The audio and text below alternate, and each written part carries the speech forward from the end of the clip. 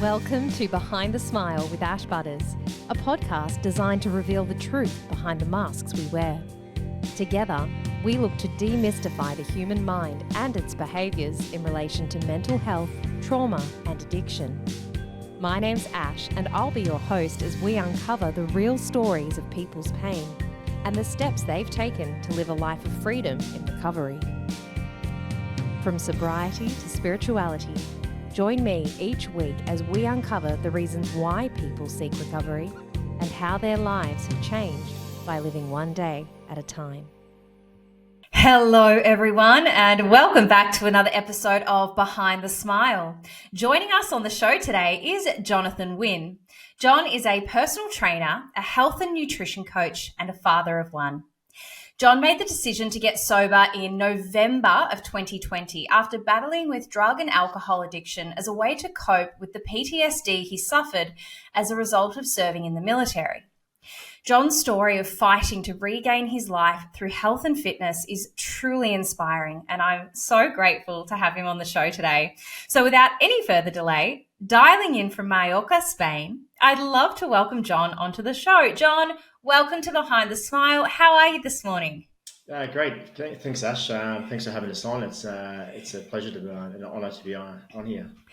Yeah, I'm so excited. I was just sharing with you on the top of the show that it was actually a good friend of mine who discovered you and insisted that I must get you onto the show. So thank you so much for giving me your time. I'm really excited to dive into your story today. But the first thing I want to ask you is, what is an Aussie doing living over in Spain? It sounds amazing.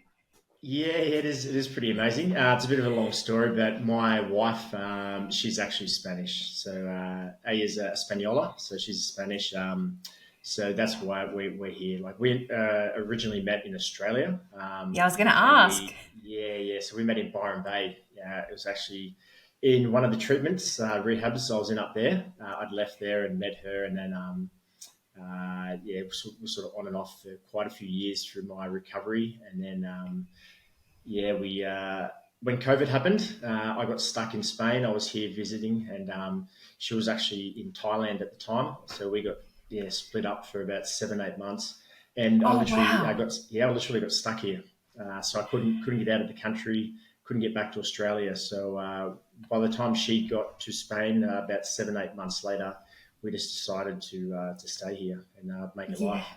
I mean, what a beautiful part of the world to land in. Do you speak much Spanish? Habla un poco. So no, not really. I need to improve a lot. I'm like an old dog. Like it's really hard for my brain to get around languages. But one day, I'm hoping I can learn with my daughter, who's about 16 months now. Wow! And is she bilingual? Oh, she's not really speaking yet. Yeah, she's trying to, but by all reports here, the bilingual kids, they take a little bit longer. Of course, because they're processing both, I imagine. Yeah. I speak English, and Alba, my wife, speaks Spanish, so it's a little bit complicated for her. That is incredible. Well, before we dive into your photo that I've asked you to bring along today, Jon, I'd love for our audience to get to know you a little bit better. So can we start off with you sharing where you're from originally? What does an average day look like for you, and what do you do for fun? Okay, so I grew up in New South Wales in a place called Laurieton, which is part of the Camden Haven area. So geographically, it's 4 hours north of Sydney, so sort of halfway between Sydney and Brisbane, on the mid-north coast.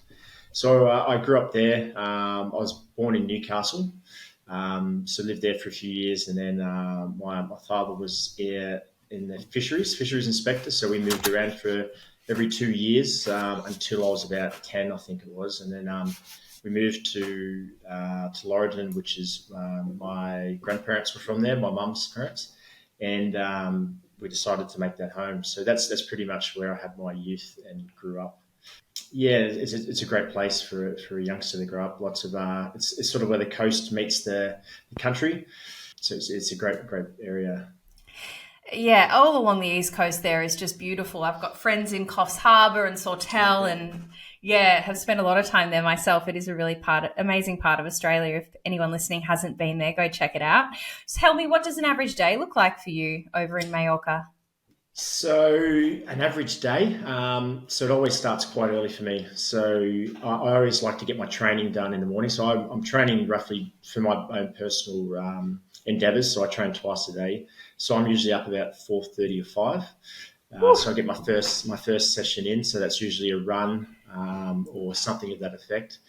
Then I'll go into getting my daughter ready for school. My wife is working for as a freelance now, so she has to travel every 2 weeks.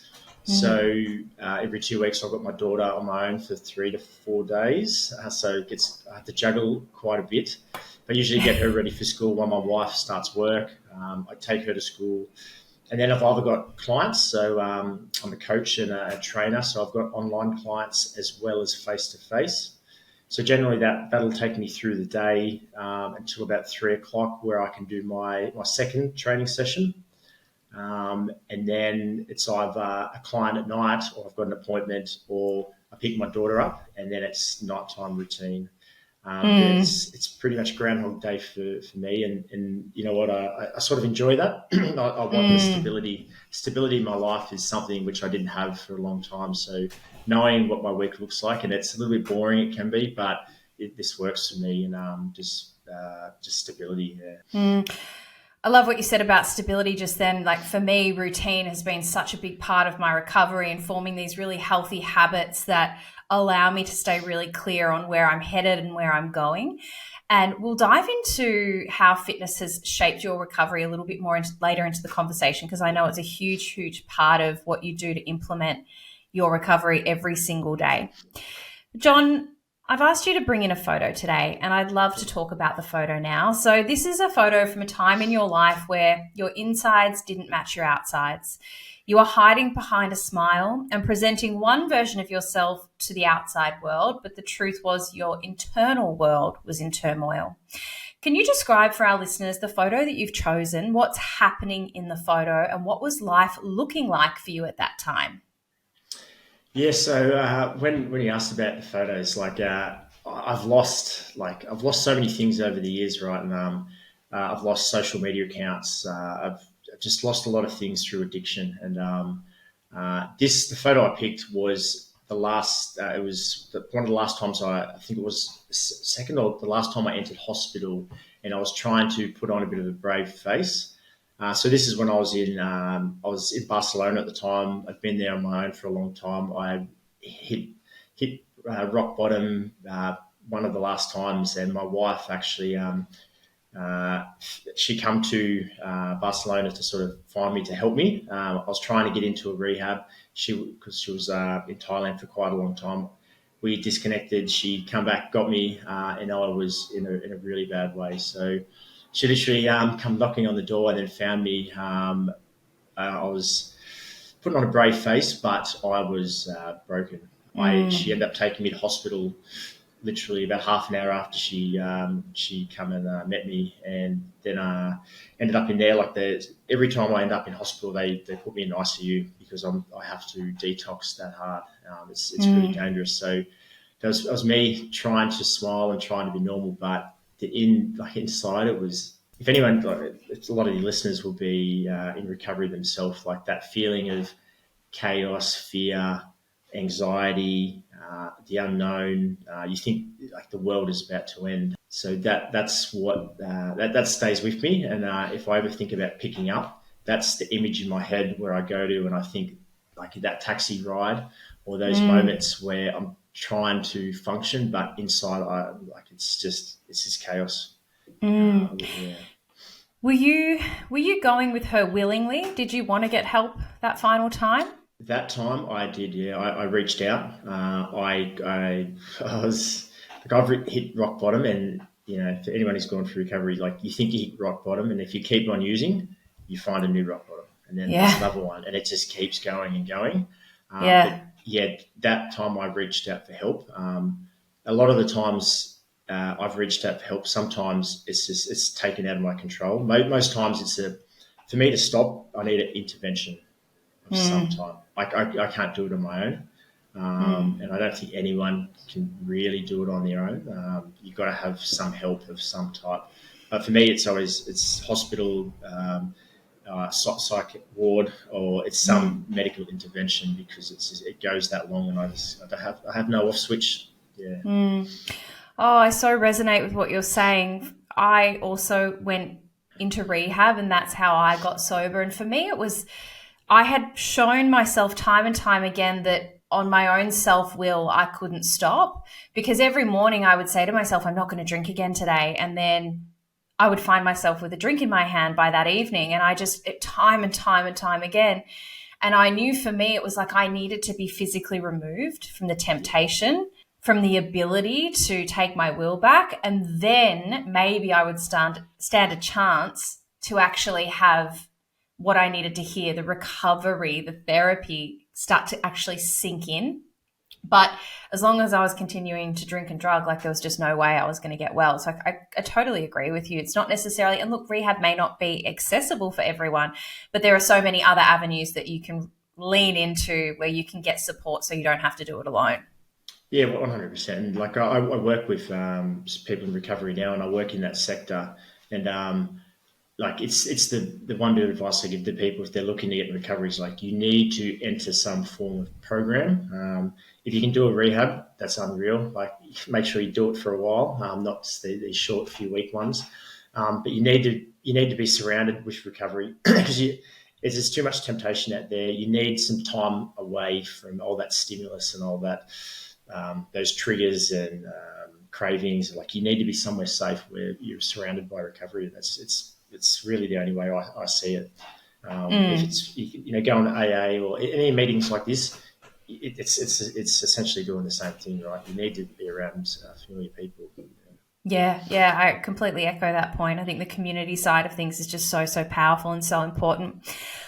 I want to take a step back now to understand a little bit more about who you are as a person. And to do that, I'd love to go back to your childhood. Can you describe for me what you were like as a child, and were there any instances or occurrences that perhaps shaped the person that you became later on? Yeah, so as a child, I was shy and sensitive. That's how I describe myself. I think I've been an addict, an alcoholic of some degree all my life. And I've always used external things to make myself feel better, and it's a coping mechanism, right? And I've done a lot of therapy, and I've done a lot of work just from all the rehabs, and all my time sort of searching for answers and just trying to get better as a human. So I've always had an issue with using external things. So my first, I reckon, addiction, you'd call it, would be comfort eating. Yeah. So that's when I was quite little, and I picked that up actually off mum, who mum used to do it. So grew up in, like, back then, like I'm 37 now. Back when I was young, families probably a little bit differently. Though the household was run a bit different to what they are these days. So a bit dysfunctional.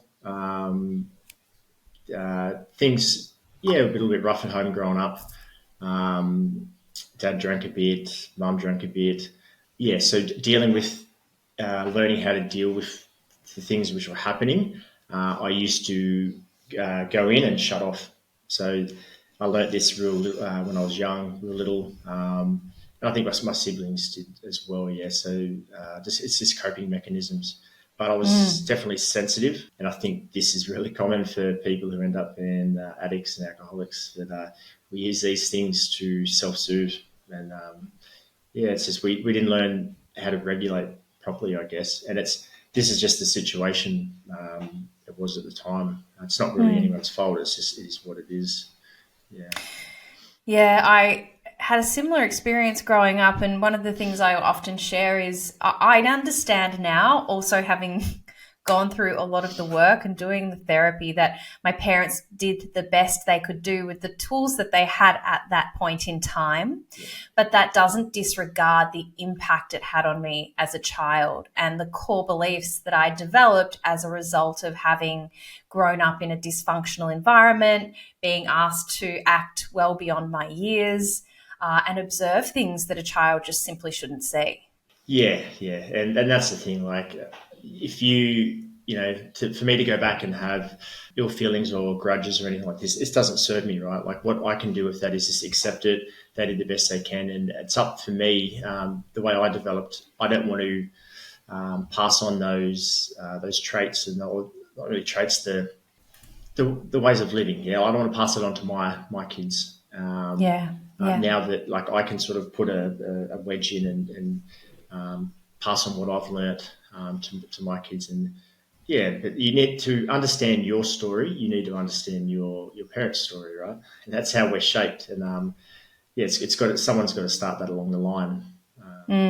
So I'm happy I've sort of went through this process. Yeah. Oh, it's incredibly powerful to be the one to break the chain and to be the change for the rest of the generations to come. Yeah. When was the first time you started drinking? So growing up, my grandparents, they owned a liquor store. So they had a bottle shop ever since I can remember. Like I'm pretty sure probably when I was about born, I guess they had that. So I remember drinking probably about 5, 6. Wow. So at Christmas time, at parties, and when we'd go visit my grandparents, we would have, so it would be 20, 30 family members, all the cousins and the grandchildren and whatnot. So we would have beer down one end of the table, and all the adults would get one, and we would have our little shandy glasses, and we'd get champagne or Asti Riccadonna, I think we were drinking. So all us kids would get one, and it was just part of the culture. It was just part of how we were. Like the parents had the big glasses, we had the little ones. I wouldn't say we never overstepped the mark. Like they didn't. It wasn't irresponsible. Like I shouldn't say that. There was give my child alcohol. Well, I definitely won't. But it was just how it was back then. Yeah, it was just the kids can have a little bit. Yeah, it's just different times, I guess. Absolutely. And when did it start becoming a problem for you? Was it from an early age? No. So what happened was when I was about 10 and my family ended up moving up to where my grandparents were, my mum and dad took over the liquor store. So they were now running this bottle shop.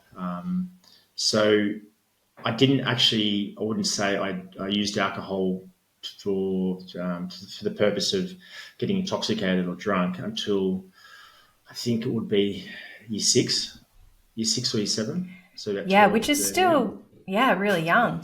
It's young. So that was when I first used alcohol for that reason, and to have used it ongoingly, I would say probably from about 14 was pretty normal, and that was probably once a month, maybe once a fortnight. And at that time and era, like everyone, all kids were doing this. Yeah, like it was just like where I was from. It was just what we did. You go to parties, the kids were given a 6-pack between 2 people, and it's just like it's just how it was. Yeah, right. Far out. Okay, so you started drinking from an incredibly young age, and you were surrounded in an environment where it was socially acceptable. Again, I can really, really relate to that. What made you want to join the military? So I'd describe the area I grew up in as smallish, sort of a bit closed off. Like to go to Sydney was a big thing, right? It was a small sort of country town feel. Most of my mates growing up, they left school, got apprenticeships, and they all stayed local. No one really moved away.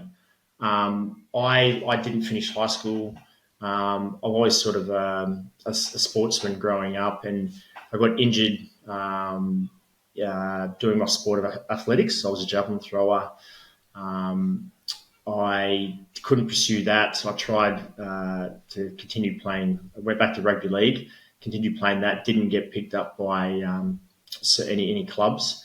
And then because I hadn't finished school, so I didn't go to uni, I didn't start an apprenticeship. I got to about 20 and it was probably about 19, and then realised I needed to make a change. I needed to head somewhere in my life. And at the time, my brother was actually, he tried to join the military and he wasn't successful. And I remember finding one of his magazines, and it had in there about a program for the military. It was a Special Forces Direct Entry program, and it was for sort of what I took from it at that age was for sort of ex-athletes who wanted to join the military but didn't want to go conventional forces. They wanted to go special forces. So I looked up the program and ended up applying for it. It was what I wanted to go after. And what this gave me was, it got me out of the area I grew up in. I knew if I was successful, I was going to be able to see the world. I was going to be able to go to war, because this is when Afghanistan had sort of first kicked off after 9/11. So it was, it was a way for me to do something at an elite level, like fitness-wise, and get out of the area and sort of become a man and become an adult. So you were 22 when you first went to war, weren't you? What sort of impact did that have on you? At the time, it was exciting. I joined the military when I was 20.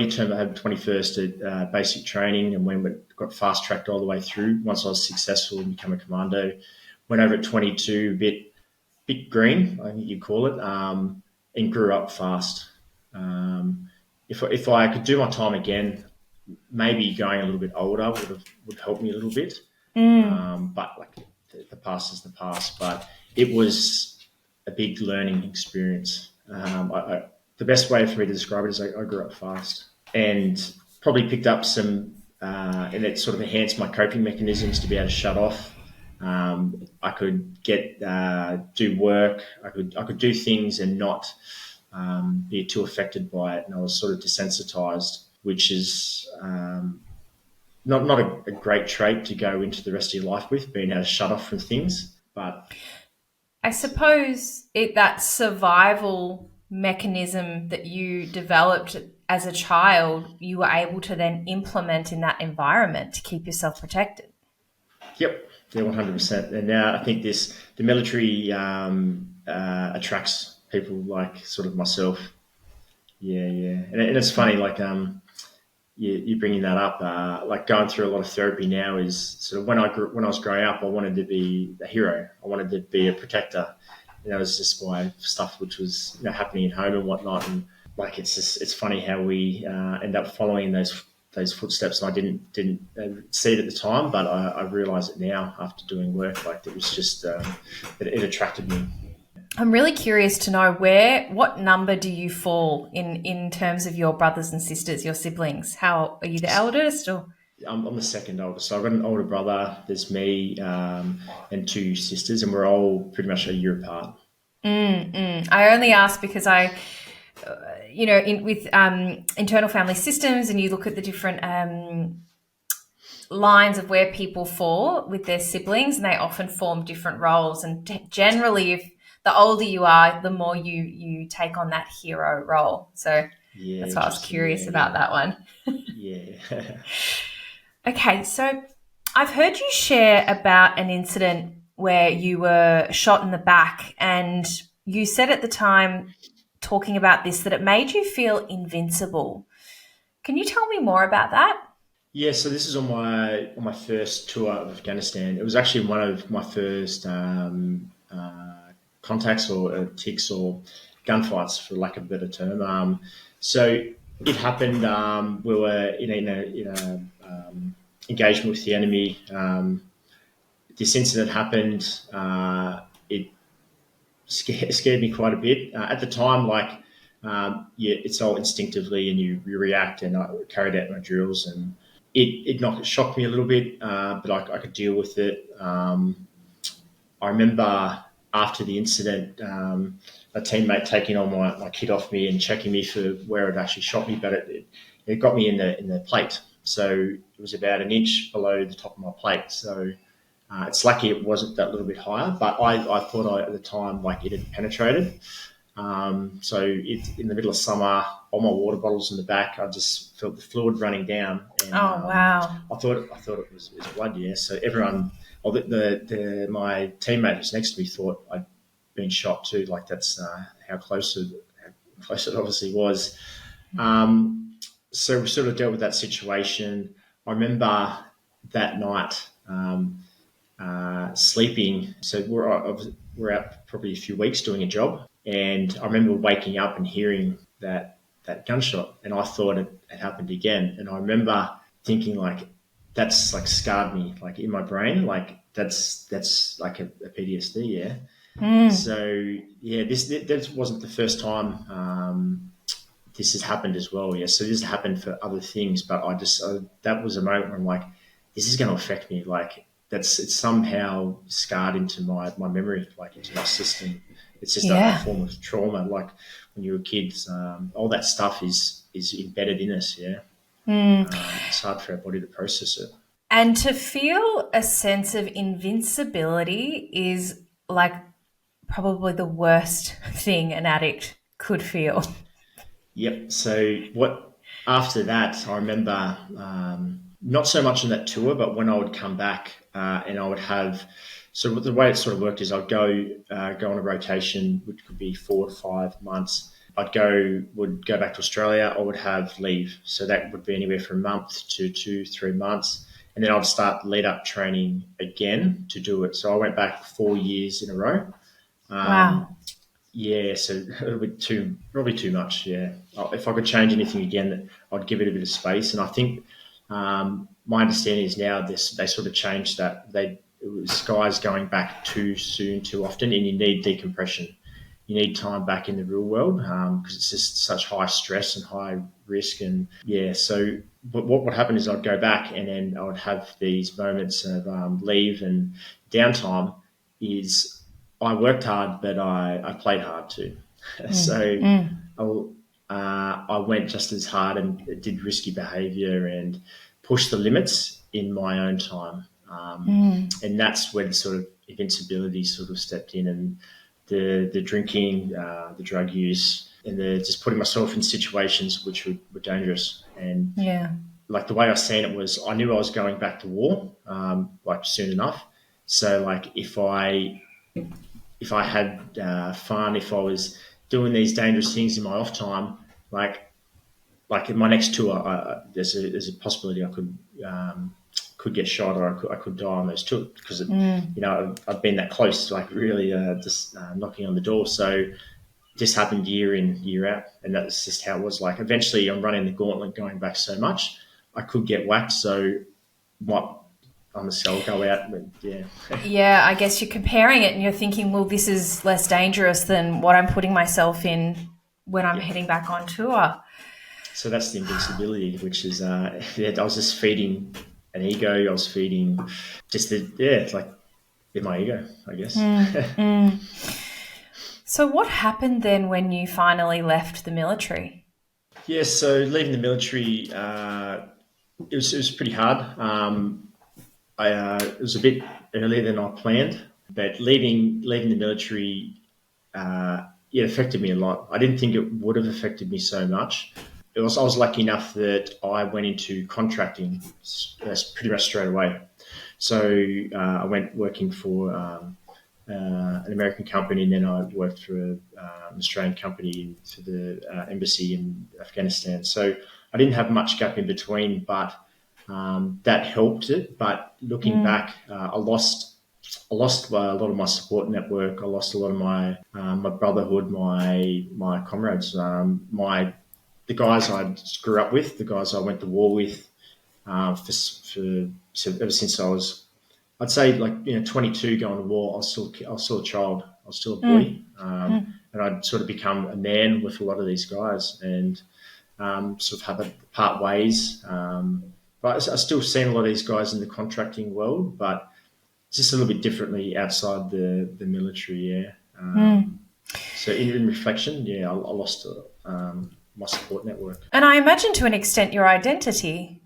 Yeah. Like at that time, like I grew up as a bit of a sportsman. I didn't didn't really have a profession. Like my profession was the military. That was how I went from a boy to a man. So I was John, the commando. That was who I was at that time. A lot's changed till now, but that sort of was my identity. Yeah. You mentioned that your exit was earlier than planned. Why was that? So I failed a drug test. I was going to ask, do they drug test you in? Yeah, they do. Yeah. So and this feeling of sort of invincibility, this just the way my lifestyle was, the way I seen it was, I was going to war. I come back. I had time off. I go back to war. I was doing everything they asked. I would say I was, I was a good soldier. Like I got a medal on one of my tours. I was doing everything that was asked for them. When they wanted me to go to war, I went to war. So, like, for this incident to happen, the way I was going, eventually it could have happened. It did happen, and it is what it is. But they dealt with me the way they sort of do with everyone else. They don't zero. They don't accept it. So it is what it is. I think now my understanding is they're looking at it a little bit differently because they're like, we're sending these young guys to war. We're asking them to do all this stuff. Like these guys, and there's a lot of guys when I was leaving, similar situations. So they're sort of looking at it like, like, I don't know if they'll take some responsibility in this. But ultimately, it's where we do it. It's our choice. But that the young guy who's making good money, going to war, risking it all, is probably going to have some vices, right? Yeah, exactly. Well, where is he blowing off steam? Yeah. And I guess that also highlights that's the reality of addiction. Like we start to lose the things that are most important to us as the disease progresses. Yep. Yeah, it's progressive. Until you're in it, you don't really understand how progressive it is, and you look back and you're like, okay, this is where the wheels started to fall off, and like that's a long time ago. And then it's just like you can just track it along the way, all the losses, and for me there's so much. Every bad decision I've made has been under the influence, and it's cost me jobs. It's all my jobs. It's cost friendships. It's cost a shitload of money. Time I can't get back. Yeah, it really does. It takes away everything. How long after you left the military were you diagnosed with PTSD? So it should have been picked up in the military, and it sort of was. But so what happens is, in sort of my era, and when I was going back, you didn't talk about the issues because one, it's sort of there's a stigma. You thought it made you thought it made you appear weak, I guess, and two, it stopped you. If you had an issue, you wouldn't be able to go back. You wouldn't be able to go back on another tour. And because I enjoyed what I did, it paid really well. I liked it. I liked going to war. I was more, I felt more at home over at war than I did in Australia.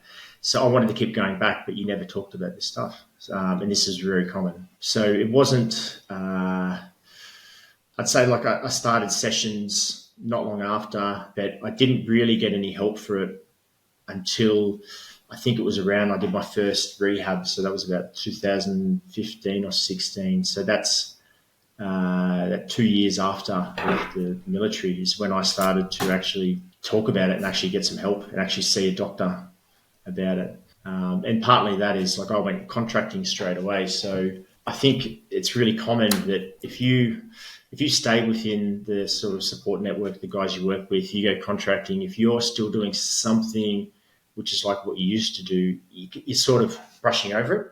So you're just suppressing it, but you can sort of handle it. But when you remove those things and you go back to yourself, there's that shit is still there. And it's like, okay, you've got to process this at some point. So the military, they try, when you transition, you're supposed to get these things ticked off, yeah. But what I noticed with a lot of my mates, and it's coming out later on in life, and a lot of guys are feeding this with alcohol and drugs, and it's causing a big problem. It's causing a huge problem. It just blows my mind that we have all of this information around mental health and addiction, and in my firm belief and opinion, we need to be talking about these things to remove the stigma. It's the only way we're going to break through this.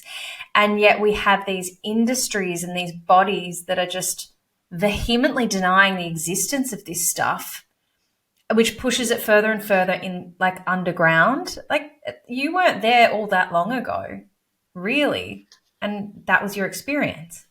Yeah, so like in the military, the alcohol use is like it's everyone knows about it, yeah, but it's sort of accepted, right?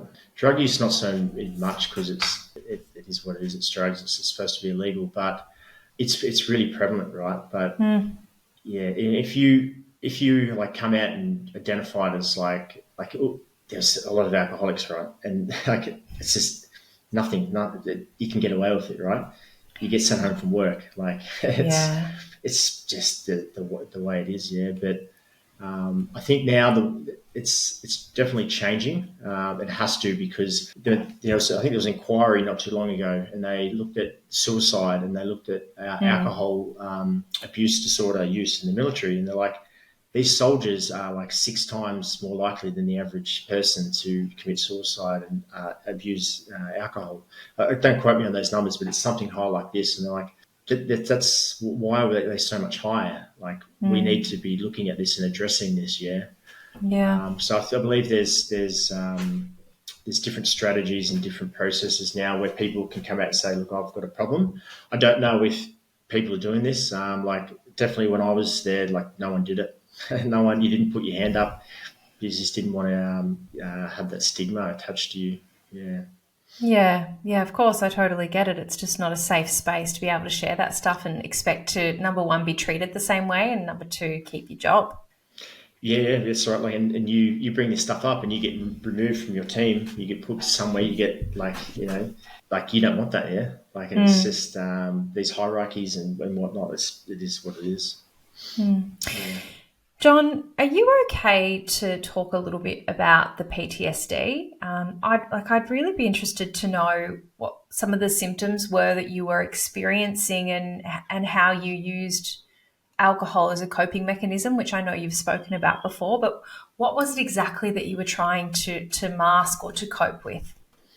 Yeah. So, like, firstly, like, I think I've always been like an alcoholic addict, right? I think I've always had those traits. I would never had I never abused. I never drank for like 2 days in a row or did drugs until the military. And then after my first tour, that's when the wheels come off, right? So really, I remember coming back, my inability to sort of deal with situations, I guess, like to deal with life on life's terms. So like waking up and sort of hearing that gunshot, or another one was hearing RPGs. I'd wake up and hear that stuff all the time. But really, like, this sort of in the sort of recovery world, they say discontent, which means just not, there's something wrong, right? This is what I identified as, and that just I wasn't at peace. Send me back to war, and I was at peace. But the PTSD was it can manifest in a lot of different ways. Is what I've learned. Mine was I didn't. Well, one of them was I just didn't want to deal with life. Like, life was stressful, and it wasn't. Like, war was stressful. Sitting in traffic, going to work, and sort of getting angry, or this is another one, like cars backfiring, stuff like this. This is a big thing where it would really rattle me. Now I'm okay. Like, I've got some time up, and my nervous system has calmed down. That was another one I'd say is like, your nervous system is so high, just switched on. Like, it's always in threat. Fight or flight. It's just always in that. And I did that for 4 years back to back on tours and then contracting. So I remember seeing when I started working for a doctor, a psychiatrist, and he's like, since you were 22, you first went. He goes, your poor brain has never experienced like peace. It's just always been preparing for war, going to war. And then in your off time, you're punishing yourself with alcohol, drugs, and your lifestyle. He goes, like, you've got 10 years of like, damage to yourself. Yeah. It's like your body never would have been able to move into that parasympathetic nervous system state where you just have that natural rest and digest, and you can repair and recuperate before you move into another incident where you need to respond and react. That would be so exhausting. I was really high strung, so alcohol helped with this. I remember, like, I had a partner, a girlfriend from when I was like 16 to 26, and so she went through all my military and that. And I remember her, I think it was my second tour.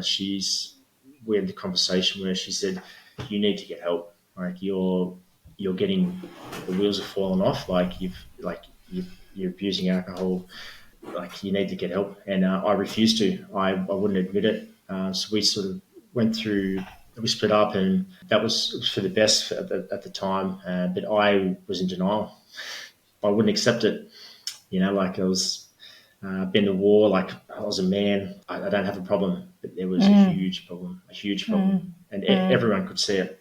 I had mates who had interventions with me, but I wouldn't accept it, and they tried to calm me down, so I just wouldn't have it. Yeah. Your journey to recovery it's certainly not linear, and you really have fought to get recovery. It includes 15 visits to rehab, being sectioned in hospital.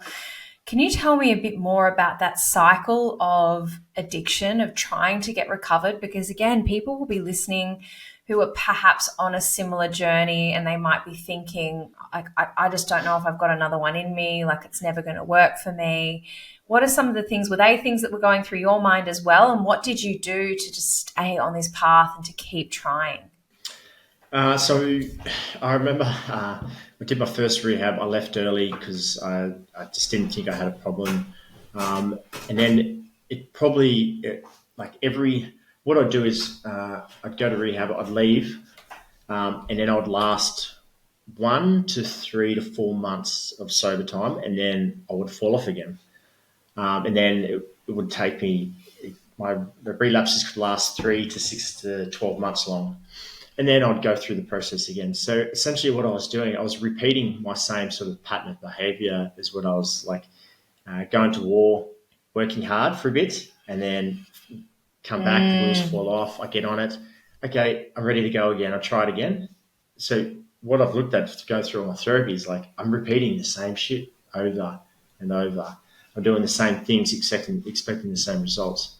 So what happened was each relapse, each time I went to rehab, I would come out, do clean time, and then relapse, and then I'd just get worse. So something worse would happen, something bad would happen. I'd spend more money, and this kept repeating and repeating until it got to, I had a car accident. I was driving a mate's car. I rolled in on the highway. I'm really lucky I didn't hit anyone. Dealt with that, lost my license for 5 years. Had another incident in Melbourne where I smashed a window. These are all things under the influence. So each time I entered rehab, I'd hit rock bottom. I need to get better. And then what would happen is I would come out and I would forget what I'd been through. Part of me forgetters. Yeah, part of me knew like rehab is where I need to go to detox, to get clean, to get better. I want to get better. And then I'd come out and I'd forget. And then I'd forget all the pain, the heartache. And like I've even got scars on me from self-harming, right? And I look at them daily. And this tattoo I've got covers up a lot of the ones. And that was still not enough to stop me. Yeah? Looking at no license, criminal charges, like scars, I still just go back to using, just thinking it wasn't that bad.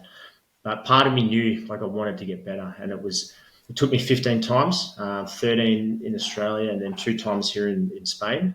And eventually it just clicked. I just had enough. that sort of saying, sick and tired of being sick and tired. Mm-hmm. And I get this asked a lot. They're like, what happened this time? Why after the 15th did it work? And the answer to that is like, I lost my mind. I went insane. I didn't have a grasp on reality, and it really, really shook me around. I was handcuffed in a hospital. I was in complete delirium, and I literally went insane. And like, I've been in psychosis quite a few times from methamphetamine. This was on cocaine and alcohol, and it scared me a lot. And what I did this last time compared to every other time is I actually went into a program once I left the rehab. I've never done that. So I've always been stubborn and said, I can do this on my own. I don't need them. As soon as I went to an aftercare program, and I work with a therapist every week, and it's part of the reason we moved to Mallorca. This was in Barcelona. I come to Mallorca and work with this therapist, and been with him 2 and a bit years, and now I do some work with him. We help other clients as well in recovery. So I committed to a program of abstinence and sobriety, and I surround myself with people who are in recovery as well. And I'm in a support group, and that's all that I did differently. From all the times before till now, and it was like since 2016 for my first rehab. It took me that long to surrender. It goes back to that point that we were talking about earlier on in the show, wasn't it? About connection. Like, it really is the secret sauce. Yeah. It literally is. Like, and the connection with the right people. Yeah. I would leave when I would leave rehabs. I would go. My connections were back with my old buddies, the ones who were drinking and using with me. Like that's not the connections you want. You need good connections who are on the path that you want to be on. Yeah. So you go to an AA or an NA meeting, and you hear someone speak, and you're like, I want what he has. Yeah. You need to be around those people. That's exactly right. You surround yourself with strength, I often say. Yeah. Strength in numbers, definitely. Yeah, it's really powerful. What role has fitness played in your recovery? It's played a huge role. My understanding, and what I've learned in recovery is you need to be able to be strong without anything, right? So when you enter recovery, you remove everything from you, and you have to be at ease with yourself and sit with yourself. So we working with my therapist, we didn't want to remove everything, so we kept fitness in my program, because it's been such an important part of my life from a youngster to in the military and playing footy and all these things. So we kept it. It was a pretty integral part. Other people in the program had their exercise removed because it's a way to cope, right? You can abuse it as well. Well, interestingly, the rehab I went to, we weren't allowed to exercise. We weren't allowed to elevate our heart rates at all. Yeah, so I've been to so many different rehabs. They've got different approaches, and I respect whatever program they choose and whatever they make their decisions based on their past experience and that. But what we worked out is that we can't remove that. It's an important part. So I sort of I didn't remove it, and I proved a way to incorporate it where it's really important that you don't do exercise for the ego. You don't use it for vanity. Like, this is not to look better. This is to feel better. And that's the approach we used. So it was to get stronger mentally, to physically, to balance hormones, to improve mobility. It was a different approach. Like, I wasn't allowed to go. I wanted to pursue some boxing and things like this. We weren't allowed to do that. I was allowed to wrestle, but I wasn't allowed to kick or strike. So things like this, we changed the way we did it. I'm really curious. Why was that? It ups it's a bit more aggressive, and it's a bit more. The theory was that it would react a little bit more on the aggressiveness and adrenaline. And we didn't want to do that. We didn't want to raise the stress hormones too much. Yeah. Okay. So the cortisol.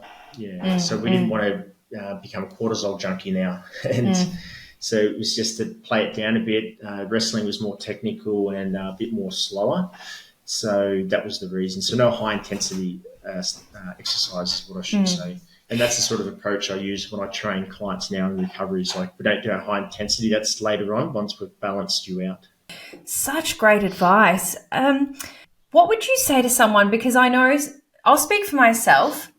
You can put down drugs and alcohol and then you search for other things to give you the same effect. And I've used all sorts of things to get out of myself when I'm in a moment of discomfort or unease. And I know exercise can be that for a lot of people. But it's been drilled into me, and I've always been taught that you must put your recovery first, because if you don't put that first, you won't have anything else anyway. What's your theory on all of that? And, if somebody's trying to get sober, but they're wanting to prioritize the gym or, running or things like that, like what would your advice be around that? So as long as your approach and your mindset is in the right space. So what I've seen is people enter a recovery and it's just common where they commit to the gym. So they go to the gym once, 2 times a day, and they go to the weight section and they're in front of the mirrors and they're doing exercising to look a certain way, right?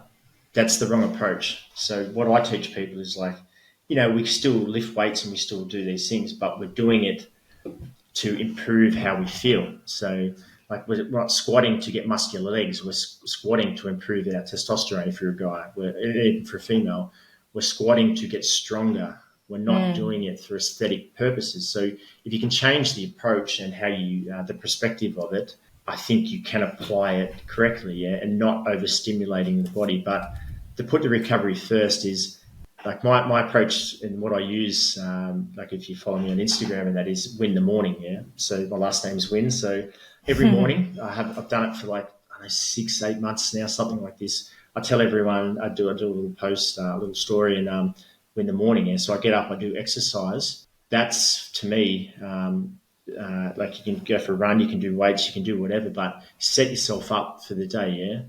Yeah. It makes you feel good. It gives you a bit of a kick, gets you out of bed early, but it allows you to win that first part of the day to set you up for the rest of the day. So, like if you've only got 1 hour window and you've got either a recovery meeting or go to the gym, do your recovery meeting. Yeah. But if you're serious about it, you can always find time. Yeah. You can always find time. Yeah. That's awesome advice. Thank you for sharing. There's one other thing I've heard you talk about around what fitness gives you, and you've said that fitness gives you a sense of purpose and it makes you a better person. I'd love you to elaborate on that. Yeah, so for me, having goals is a big part of my life, and that's what I didn't have since I left the military. I didn't know where I wanted to head. I didn't know what I wanted to do. So sense of purpose is, okay, like, for example, for now, when the first sort of 18 months in recovery, I was doing fitness to feel good, to get up to do something. And then I found a sport, which I do now, called High Rocks, and I committed to giving it a go. And so I had a goal. I wanted to compete in one. So what that does is I've got to work backwards. I've got to get good at this sport. So it's got the running component, it's got strength, it's got conditioning. So I'm actually working towards something. And the way I see fitness is it's not linear. So I can always get stronger. I can always get more flexible. I can always improve my endurance. I can always get faster. I can always jump higher. There's so many different aspects of it. And as long as I'm just improving one of those, I don't have to improve all of them, but improve one of them, it gives me a sense of I'm moving forward. Like I'm bettering myself. I'm becoming a better version of myself. And as long as I don't try to take off too much too soon, and this is where another thing for addicts and alcoholics is delayed gratification. So this stuff, fitness takes time to develop.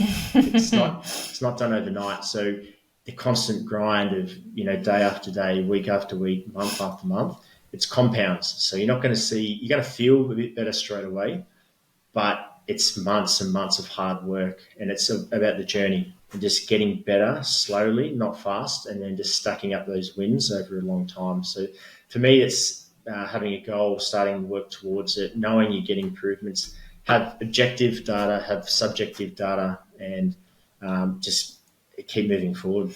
And for addicts or alcoholics that come into recovery, like, our egos are so high, our self-esteem is so low. This is such an amazing way to start rebuilding that self-esteem. Yeah. It's like if you literally, like in early recovery, I had a weekly schedule. So I'd write it out. I knew exactly what I had to do each day. And I had the exercise I had to do there, and crossing it off, it's a feeling of like accomplishment. And I know I'm doing that. So,